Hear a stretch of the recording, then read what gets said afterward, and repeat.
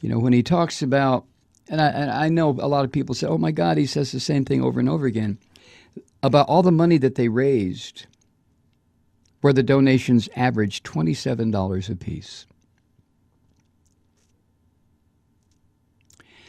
Is there any proof, more proof needed to point to the fact that huge campaign contributors are a drag on the democratic process? They destroy it. They eat it alive. They corrupt it and they pollute it.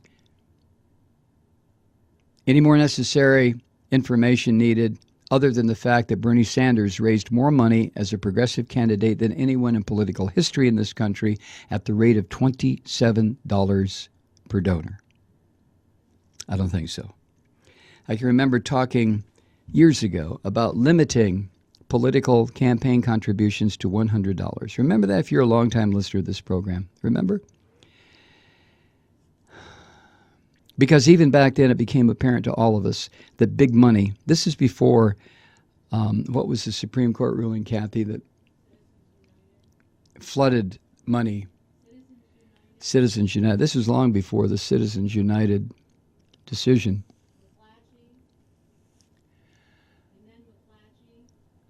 And then McClatchy ruling also.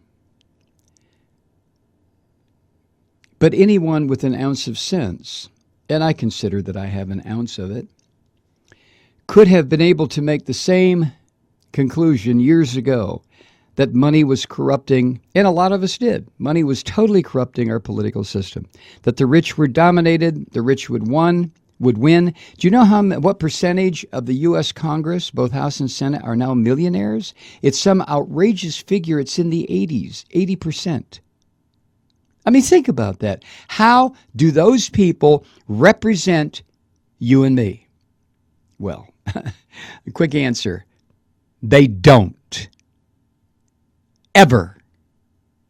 On any issue. They represent the people who give them the huge campaign contributions, period. And we all know that. That's why there will never be campaign finance reform. How could there be? Because the people who benefit from keeping the system as it is are the people who would be required to cut their own financial throats. And that will not happen. As long as the gang that's in power now, Democrat and Republican, continues in power, forget about it. There's not going to be campaign finance reform. So what's the answer? Get rid of these assholes. Get them out of office. And that, to me, is a major appeal that Sanders makes with this statement. People have got to at least try to run for political office. Kathy and I tried it 21 years ago and had our asses handed to us because we were novices, didn't know what the hell we were doing. That's not an excuse. That's just what happened.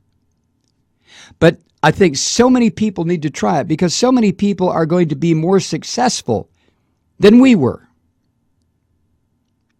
And so many people will get elected into these offices.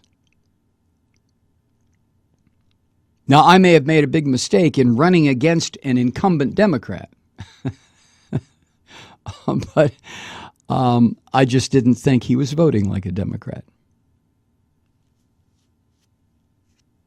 But I digress. One of the other things that we used to talk about frequently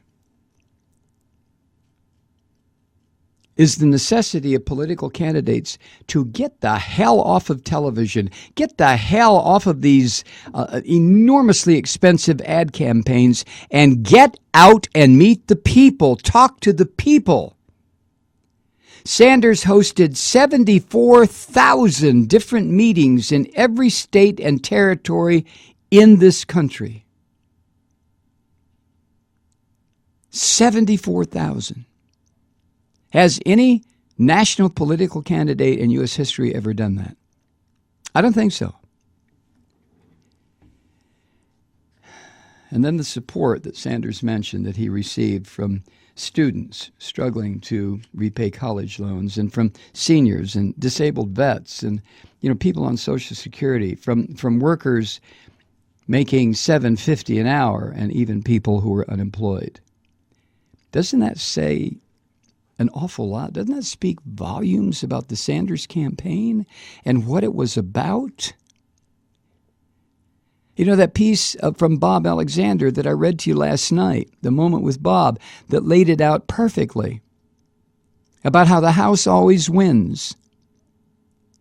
We have got to empty the House and staff it with people who are not lies, cheats, dishonest, grifters, phonies, millionaires and billionaires who don't give a rat's ass about this country or its people.